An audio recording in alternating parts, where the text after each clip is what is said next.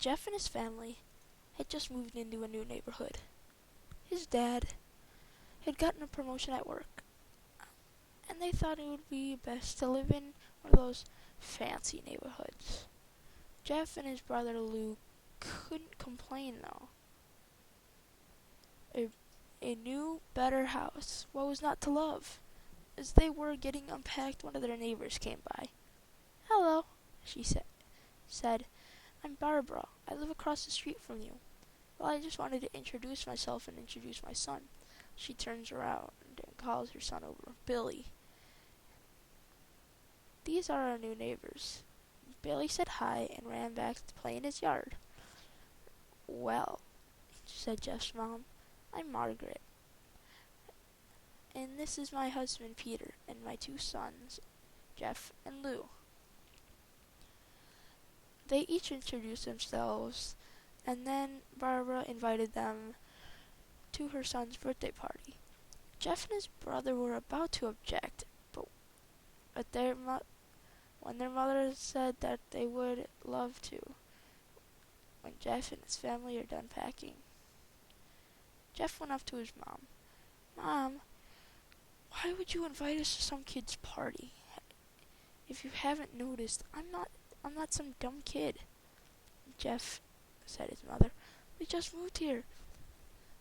We should show that we want to spend time with our neighbors. Now, we're going to that party, and that's final." Jeff started to talk, but he stopped himself, knowing that he couldn't do anything.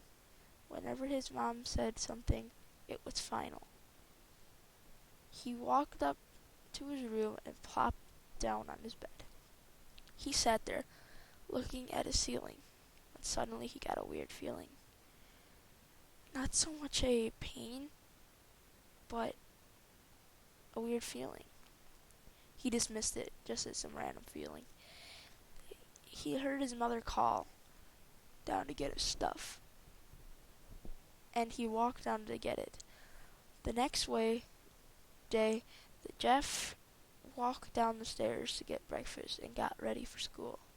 As he sat there, eating his breakfast, he once again got that weird feeling.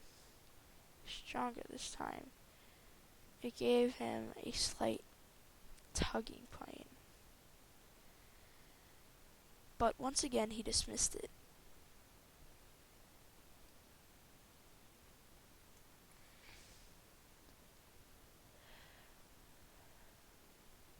As he and Lou finished breakfast, they walked down to the bus stop. They sat waiting for the bus. Then all of a sudden, some kid on a skateboard jumped over them, only inches above their lap. They both jumped. "Hey, what the heck?" The kid landed and turned back to them. He kicked his skateboard up and caught it with his hands. The kid seemed about 12, 1 year younger than Jeff. He wears an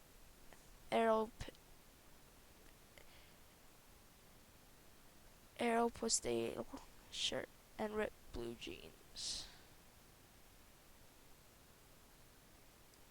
Well,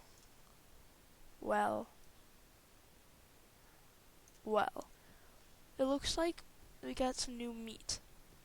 Suddenly, two other kids appear. One was super skinny, and the other one was huge. "Well, since you're new here, I'd like to introduce ourselves. Over here is Keith." Jeff and Lou looked at the skinny kid. He had a dovey face that you would expect from a sidekick. "And he's Troy." They looked at the fat kid. Talk about a tub of lard.